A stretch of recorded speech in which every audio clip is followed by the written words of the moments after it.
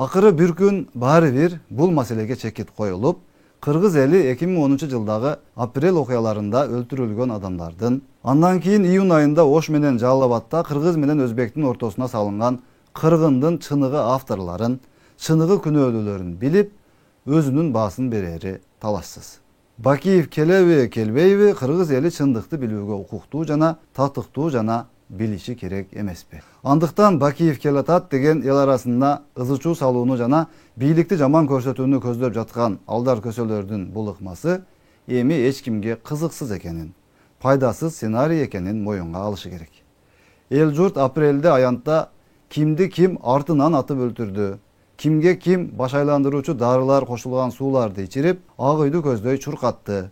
Элди чаң тополоңго салып коюп, кимдер банктагы ячейкалардагы акчаларды, алтындарды уурдап, мародерлук кылып чуркап жүрдү. Кыргыз менен Өзбекти кантип согуштурушту. Кадыржан Батыровдор менен эмнелерди пландаштырып, эмнелерди ишке ашырышты. Кыскасы мунун баарын элдин баары бири-бирине көргөн билгенин айтып отуруп, ал эмес ошол иштерди кылып жүргөндөрдүн арасында болгондордун өздөрү дагы ачык айтып отуруп, кыргыз эли кимдин ким экенин билгени, жетиштүү маалыматтарга ээ болуп бүткөнү качан. Эми бул берүүнү көргөндөн кийин дагы көрүнгөн жерин кескилеп, мына Бакиевтерди актап жатат, таламын талашып жатат деп дагы элдин башын айлантууга аракет кылышаары турган сөз. Бирок биз так кесе айтып коюшубуз керек. Бакиевпи, убактылуу өкмөтпү, эртели кеч апрель жана июнь окуялары үчүн сөзсүз түрдө адилеттүү жана ачык тергөө жана сотко барып, сөзсүз түрдө чыныгы күнөөкөрлөр жооп бериши керек. Анткени силер ал убакта бийлик байлык талаштыңар. Силер колдонгон жарандарыбыз, бир туугандарыбыз, мекендештерибиз силердин аяңардан Азраил менен жан талашты. Курман болду, кандар акты, канча бала жетим, канча эне жесир калды. Силерди болсо жин дагы урган жок. Бир ит эмес, питиңер дагы өлгөн жок. Дагы эле бийлик талашып, байлык талашып жүрөсүңөр. Же силер тойбодуңар, же силерди эл күткөндөй кылып, катуу ордуңарга койгон адам чыкпады. Бул албетте адилеттүү эмес. Силерге азыр дагы эле ошол жеке кызыкчылыгыңар зарыл болуп турат. Дагы эле ошол элдин арты менен ызычуу салып, бийликке келүүнү, өзүңөрдүн кишилериңерди такка отургузууну көздөп, ар кандай жалган жашык менен элдин сезими менен ойноп жатасыңар. Дагы эле эч нерсе болбогондой элге акыл үйрөтүп, элдин эсебинен жыйып койгон акчаларыңарга манчырганып, саясий оюн кылгандан тажабадыңар.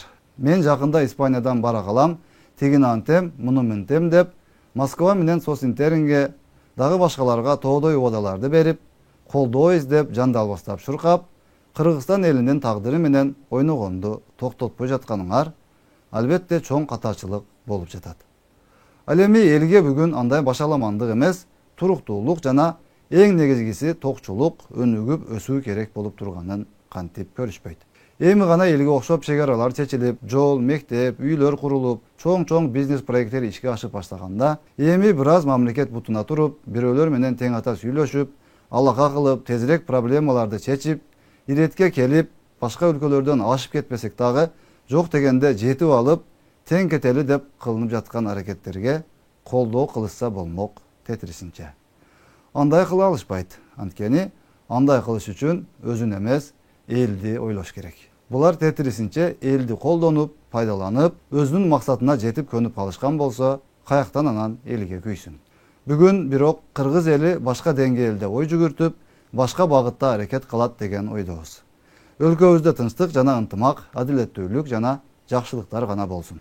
Апрель жана июнь окуяларында каза болгон мекендештерибиздин жаткан жерлери бейиштен болуп, калган үй бүлө жана жакындарына жараткан Кудайым бекемден соолук, туура түшүнүк жана көп жакшылыктарды берсин. Элибизде мындан ары андай эл бузарлардын, канкорлордун бийлик байлык үчүн элди кырып салганга даяр дүйнө парастардын азгырыгына алданган окуялар кайталанбасын.